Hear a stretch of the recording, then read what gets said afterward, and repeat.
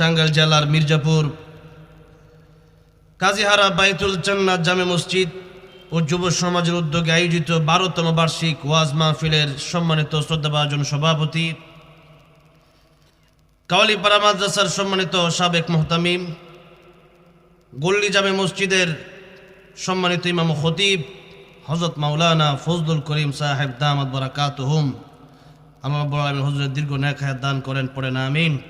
হুজুরের ছায়া আমাদের উপর দীর্ঘ করেন, পড়েন আমিন। সব আল্লাহ বলেন, فَمَنْ زُحْزِحَ عَنِ النَّارِ وَأُدْخِلَ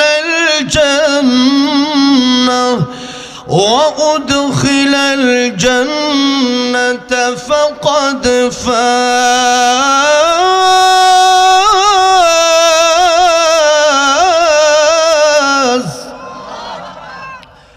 وَمَا الْحَيَاةُ الدُّنْيَا إِلَّا مَتَاعُ الْغُرُورِ।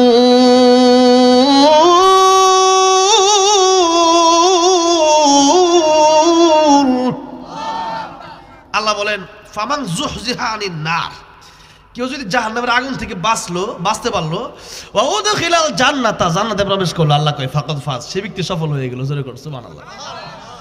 আর ওয়ামাল হায়াতুদ দুনিয়া, এই দুনিয়ার হায়াত ইল্লা মাতাউল গুরুর, ধোঁকা ছাড়া কিছু না।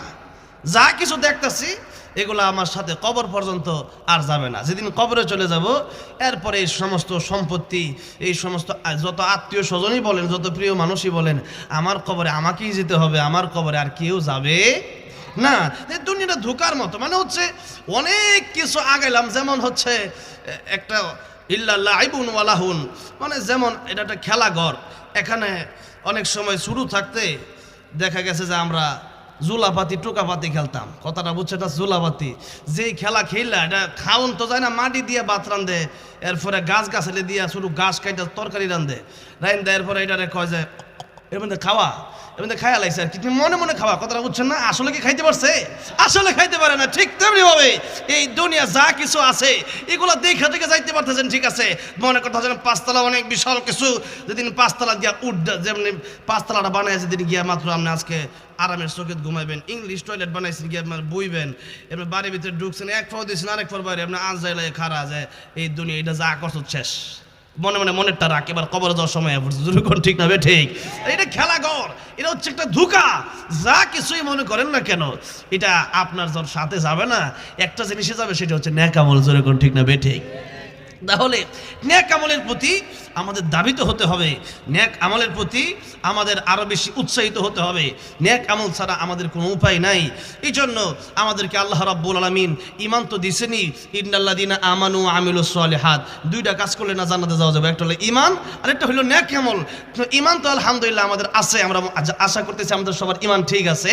তো ইনশাআল্লাহ সুযোগ পাইলে ঈমানের কিছু কথাও বলবো না, যেহেতু আজকে সূরা তাহা থেকে একখানা আয়াতে কারিমা তেলাওয়াত করছি। তার আগে যেহেতু আল্লাহ পাক আমাদের কি এত দামি নিয়ামত, যে ঈমান সবচেয়ে কম হইলেও 10 দুনিয়া পরিমাণ বা তার চেয়ে বেশি জান্নাত পাওয়া যায়, তাহলে যার ঈমানটা পাকাপোক্ত, আল্লাহর সাথে যার সম্পর্কটা বেশি, তার জান্নাতটা কত বড় হবে, সুবহানাল্লাহ।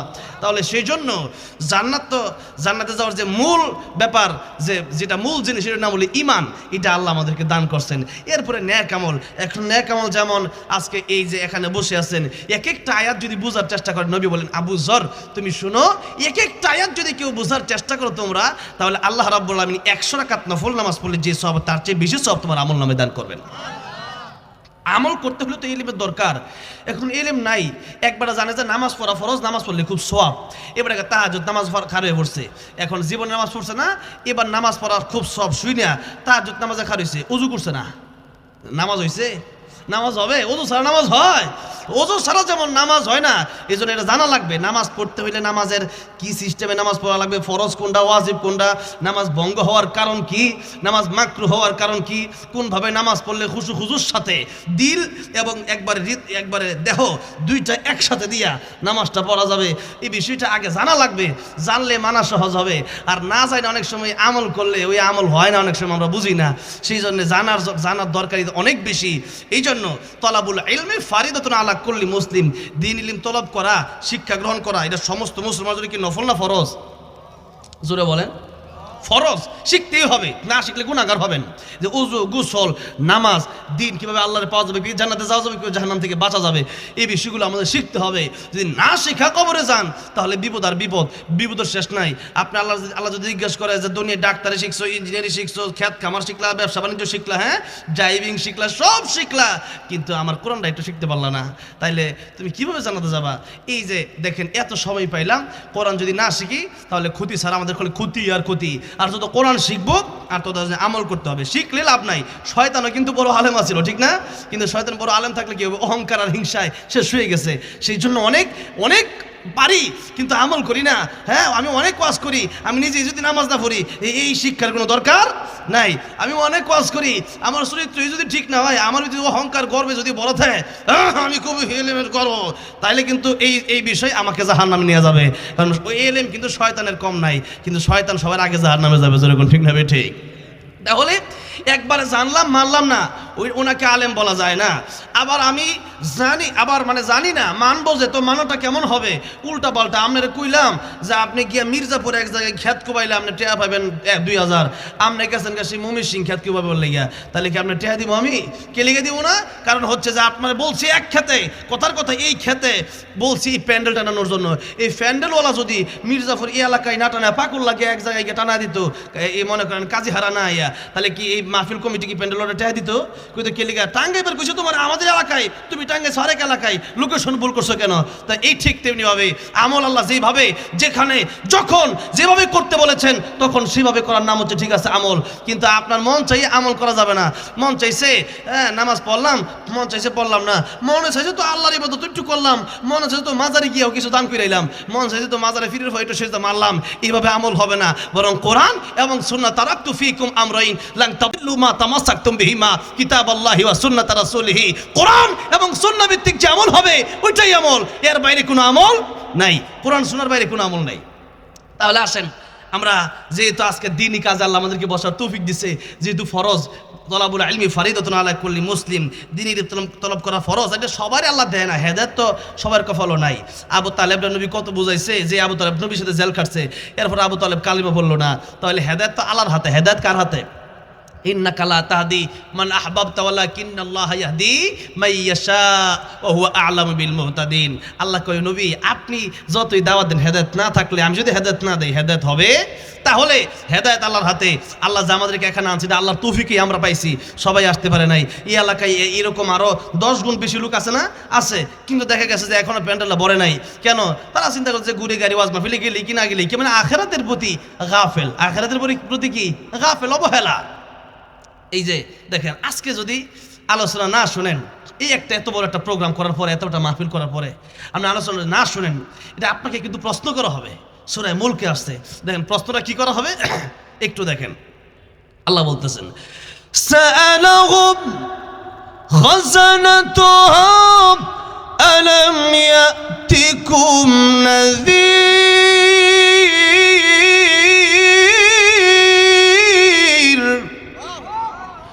قالوا بلى قد جاءنا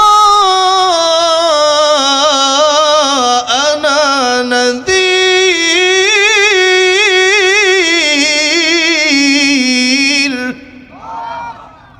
প্রশ্ন করা হবে, সালাহুম জিজ্ঞাসা করা হবে, খজানাতুহা আলাম ইয়াতিকুম নাদির, জাহান্নামে যারা যাবে এদেরকে জিজ্ঞেস করা হবে যে তোমাদের এলাকায় কি ভীতি প্রদর্শনকারী যায় নাই?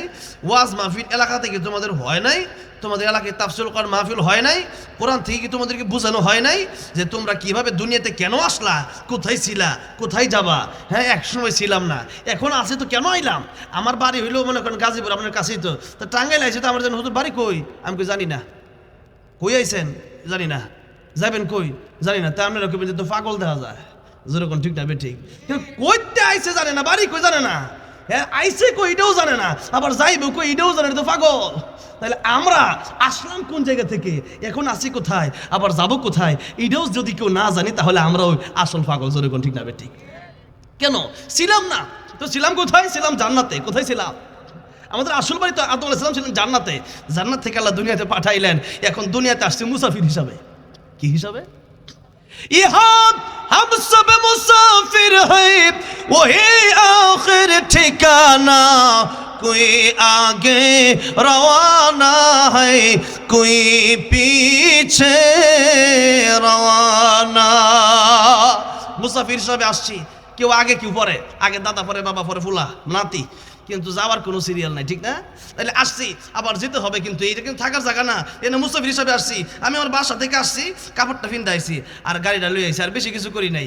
এখন এখানে যদি আমি বাড়ি ঘর জমি জমা উঠাই তো আর লইয়ের সিস্টেম নাই, বা কাপড় চোপড় আলনা খাট সব খুলে তো আর বাড়িতে লই যেতাম না, কারণ এনে আমি আইছি অল্প সময়ের জন্য, আবার ঘুরে ফিরে আমি এখান থেকে চলে যাবো আমার বাড়িতে, তো সেই চিন্তা আমার করতে হবে। তো এখানে আসছে অল্প কিছু সময়ের জন্য, তো অল্প কিছু সময়ের জন্য যা কিছু প্রয়োজন তা নিয়ে আসে, যেমন একটা কাপড় প্রয়োজন শীতের জন্য, একটা কোটি প্রয়োজন, তো জ্যাকেট প্রয়োজন, এটা লই এলাম। কিন্তু বিষয়টা এমন নয় যে টাঙ্গাইল আসছে মানে এখন আমি এখানে বৈশা সারাদিন হ্যাঁ আমার ঘর বাড়ি সব উঠায় লয়ে পড়বো একবারে কেরান দিয়ে তুই না, বিষয়টা এরকম ঠিক টিপনি ভাবে দুনিয়াতে কিছুদিনের জন্য আসছি, এখানে কাজ করা লাগবে অল্প কিছু যেমন দুনিয়ায় থাকবো কিছুদিন, তার জন্য হ্যাঁ হালাল কাজ হালাল কর্ম করে খেতে হবে, কিন্তু এমনটা নয় খালি দুনিয়া করতে করতে আমার যে বাড়ি আসল বাড়ি জান্নাতের কথাই বলে গেলাম, তাহলে বিপদ আছে না নাই?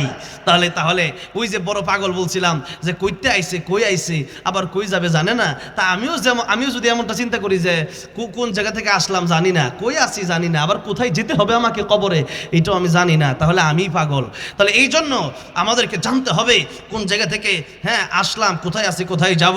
তো এবার দেখেন আবার আমাদের পরকালে আল্লাহর কাছে সব হিসাব দিতে হবে, এটা হলো পরীক্ষার হল।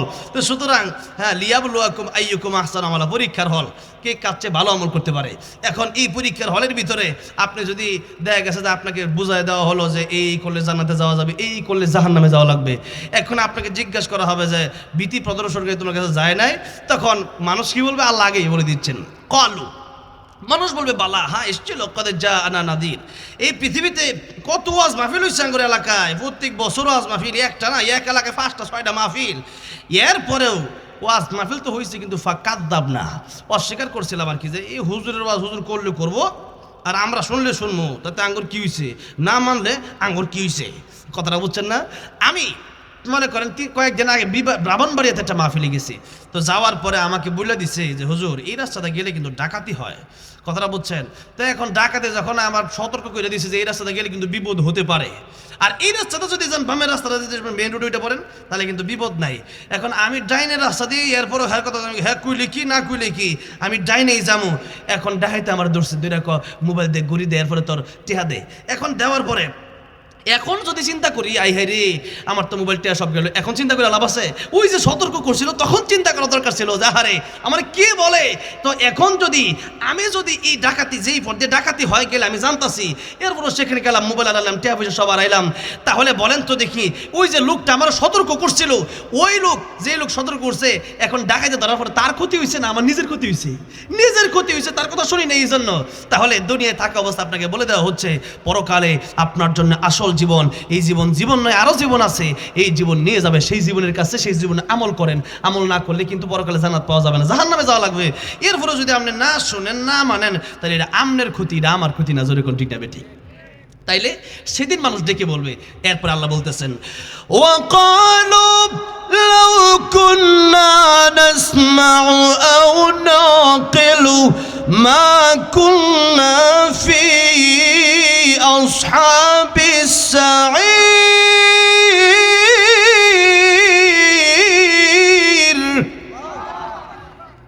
সেদিন মানুষ বলবে আরে ওই দিন যদি হুজুরের আলোচনাটা যদি মনোযোগ দিয়ে শুনতাম, এই ওয়াজ মাহফিল তো এমনি করা হয় নাই, গান বাজানা কি দিয়ে কোনো জায়গায় এই যে ভূমিকম্প হয় এই সমস্ত নাদানদের কারণে, এই সমস্ত বেকুফদের কারণে হয়, মূর্খদের জাহেলদের কারণে ভূমিকম্প হয়। এই ভূমিকম্প 4টা কারণ, 4টা দোষ করলে ভূমিকম্প হয় দেশ এই দুনিয়ায়। হ্যাঁ বিজ্ঞান ফ্লেটে বাড়ি লাগলে বরফে লাগলে বরফে বাড়ি কি আল্লাহর হুকুম ছাড়া লাগে? হ্যাঁ, যখন নাকি মাদকের সরাসরি বেড়ে যায় তখন ভূমিকম্প শুরু হয়ে যায়। মাদকের ছড়াছড়ি, মদ্যপানের ছড়াছড়ি যখন বেড়ে যায়, এরপরে যখন জিনা ব্যভিচার বেড়ে যায় তখন ভূমিকম্প বেড়ে যায়। যখন নাকি নর্তকী নাচানাচি বেড়ে যায় তখন ভূমিকম্প হয়। 4 নম্বরে আল্লাহ নবী বলেন যখন তোমরা গান বাজনা করবে, অশ্লীল গান বাজনা, তখন দেশে ভূমিকম্প হবে। আর এই সমস্ত ভূমিকম্প যখন আসে এদের উপরে খালি একলা আসে না, এই সমস্ত ভূমিকম্পগুলা আমরা যারা ভালো মানুষ, যারা নামাজি, যারা রোজাদার, যারা দান সৎকার করে, এদের উপর তাদের ভূমিকম্পের কারণে তারাও বিপদে পড়ে। এই জন্যে নিজেরা ভালো এই এলাকার এই সমস্ত এগুলোকে বাধা দিতে হবে, বন্ধ করে দিতে হবে। 20 জন গিয়ে এক লগে দাঁড়ায় যাবেন যে কিসের গান বাজা তোরা করছ, তখন লেগে আমরা ভূমিকম্প হবে, আমাদের এলাকার সমস্যা হবে, আমাদের মাটি ফাটে, তোদের জন্য আমাদের সমস্যা, তা তোদের জন্য আমাদের কত মানুষ মারা যাচ্ছে, ভূমিকম্পে কতগুলো মানুষ মারা গেল এই 2 দিন আগে। তাহলে এই সমস্ত ডিজে যারা করে, আজকে ওয়াজ মাহফিল হচ্ছে, তো জানা থাকার কথা যে এই বক্সটা সাউন্ডটা বাড়ানো যাবে না। কত বড় মূর্খ জাহেল। আল্লাহ হেদায়েত দান করেন, যখন আমিন। হেদায়েত কফল না থাকলে তো রাইতো না। জাহান্নামে 73 ভাগ নবী কয় আমার উম্মত 73 দল হবে, একটা যাবে জান্নাতে, 72টা যাবে জাহান্নামে। তাই মাহফিলের লুক বেশি তো, হ্যাঁ গানে দেখবেন লুকারও, ঠিক না? কারণ কি 72 দল জাহান্নামে যাবে, তো নবীর কথা তো সত্য। আল্লাহ হেদায়েত এই ডিক করে আমার কানে এগুলো আইতাছে, ওয়াজ তো ডিস্টার্ব হয়ে যায়। যাই হোক, এরপরে কোনো যদি কেউ থাকে না, একটু খোঁজ খবর থাকলে একটু ফোন দিয়ে বন্ধ করান। আমার ভাই জুরাদ হাবিব আসতেছে, সে এসে আলোচনা করবে। আমি ছোটোখাটো মানুষ কোনো রকম করে না যাই। তাহলে একটু দেখেন, লক্ষ্য করেন আপনারা সেদিন, আজকে যদি আলোচনা না আসেন, বলুন কালু লাউ কুন্না নাসমাউ আও নাকিলু। সেদিন বলেন, আল্লাহ বলেন যে সেদিন মানুষ বলবে, আরে ওই দিন যে কোরআনের তাফসীর হয়েছিল, কোরআনের ওয়াজ মাহফিল হয়েছিল, কোরআনের আলোচনা হয়েছিল, যদি ওই দিন শুনতাম, আও নাকিলু, যদি ভালো করে অনুধাবন করতাম, আমল যদি করতাম, এটা যদি বুঝতাম যে হুজুর কি বলে, এটা বলার চেষ্টাটা কি করতেছে, তো হুজুরের কথা না, তো আল্লাহর কথা, তাহলে মা কুন্না ফি আসহাবিস সাইর, তাহলে আজকে জাহান্নামে আসা লাগতো। আচ্ছা বলেন তো, সেদিন আফসোস করে লাভ আছে? জাহান্নামে গিয়া ফরমাইছে কি আল্লাহ জাহান্নাম থেকে আরেকবার বের করে দেব, আল্লাহ ফাইনা ফাইন্না যালিমুন, আল্লাহ আর জুলুম করব না। আল্লাহ বলবেন কালাসউ ফিহা ওয়ালা তুকাল্লিমুন, আল্লাহ বলবেন, সেদিন বলবেন জাহান্নামে লাঞ্ছিত অবস্থায় পুরো থাক, কোনো কথা বলবি না, চুপ। আল্লাহ বলবেন আজকে আমার সাথে কোনো কথা বলবি না। কে আর দুনিয়াতে কথা কওয়ার সুযোগ আছিল, বললি না কেন? নামাজে আল্লাহর সাথে কথা বলা হয়, দিন বললি না কেন? এখন কালাসউ ফিহা, লাঞ্ছিত অবস্থায় জাহান্নামে পুরো থাকবি। ওয়ালা তুকাল্লিমুন, তোরা আমার সাথে আজকে কোনো কথা বলবি না, তোরা দুনিয়াতে আমার চিনিস না, আমি আল্লাহ তোর চিনি না। চিন্তা করেন চাই কি অবস্থা হবে কিয়ামতের ময়দানটা। মানে জাহান্নামে যাওয়ার পরে যদি আল্লাহ যদি এই কথা বলে যে তোকে আমি চিনি না, তোরা আমার গোলামি দুনিয়ায় করস নাই, আজকে লাঞ্ছিত অবস্থায় থাক। আল্লাহ যখন আরো দমকটা দিবে, জাহান্নামের আযাবে যা কষ্ট হবে, আমার তো মনে হয় তার চেয়ে বেশি কষ্ট হবে ওই দমকটা। জোরে কোন ঠিক না বেটি? আল্লাহ কোরআনের আয়াত, কালাসউ ফিহা ওয়ালা তুকাল্লিমুন। ওই সময় মানুষ নাকি, আর শয়তানে তখন জিজ্ঞাসা করবো, শয়তান তোর লেগে গান বাজনা করছি, তোর লেগে জিনা করছি, তোর লেগে সুদ খাইছি, ঘুষ খাইছি, এখন তুই আমার জান্নাতে লইয়া যা। শয়তান কইব ইন্নাল্লাহ ওয়াদাকুম ওয়াদাল হক, আল্লাহর ওয়াদা সত্য ছিল, আমারটা মানুষ নাই, আমারটা মানুষ, আল্লাহরটা মানুষ নাই। আল্লাহর কথাগুলো কি কোরআন হাদিস থেকে দলিল দিয়ে বলা হয় নাই? কোরআনের আয়াত কি বারবার বলা হয় নাই? একসময় দুনিয়াতে ছিলি না, এখন আসো কে বানাইলো, চিন্তা করলি না? ইন্নাল্লাহ ওয়াদাকুম ওয়াদাল হক, আল্লাহ যে ওয়াদা করছিল ওইটাই সত্য ছিল। আর আমার কথা, আমার কোনো দলিল ছিল না কথার ভিতরে। কইছে গান বাজনা কর, করছত, কইছে সুদ খাইছত, কইছে না কর, করছত, খালি মজা পাইছত দুনিয়াত আর করছত। আর আল্লাহর কথার দলিল প্রমাণ সব ছিল, এরপরও তোরা আল্লাহর কথা মানুষ নাই। তা আমারটা মানুষকে লিগিয়া আজকে তোরাও জাহান্নামে, আমিও জাহান্নামে, কথা নাই, তোরা জল আমিও জ্বলি, কথা জাহান্নাম। শয়তান তো সবচেয়ে বেশি কষ্ট থাকবে জাহান্নামে, তো এর শাস্তি কারা দিব ওই দিন। এই জন্য নেতাদেরকে বলবো, নেতারা তোরা আমাদেরকে নামাজ পড়তে দিদি না, বলতি রে এই কর সেই কর, হ্যাঁ আল্লাহটা মানিস না, তাহলে আসি কি হবে? তখন নেতারা বলবে আমরাও জাহান্নামে, তোরাও জাহান্নামে থাক। তাহলে বলেন সেদিন শয়তানও কিন্তু আপনার পাশে এসে দাঁড়াতে পারবে না? পারবে? শয়তানের কি আল্লাহটা ঠিক ছিল?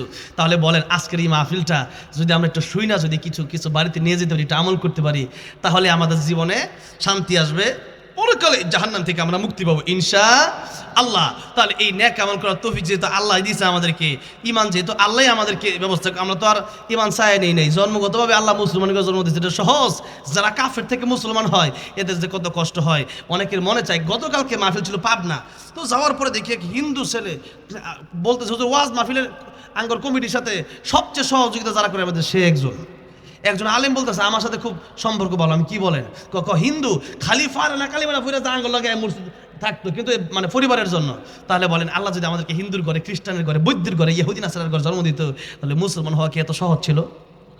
কঠিন ছিল।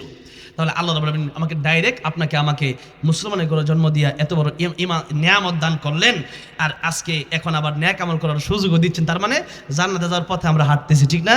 সেই জন্য আল্লাহ তৌফিক দিয়েছে। এই জন্য জোরে সোরে আল্লাহর মহব্বত নিয়ে অন্তরে জোরে সোরে একটা জমানে বন্ধ রাখবে না, সকলেই বলি আলহামদুলিল্লাহ।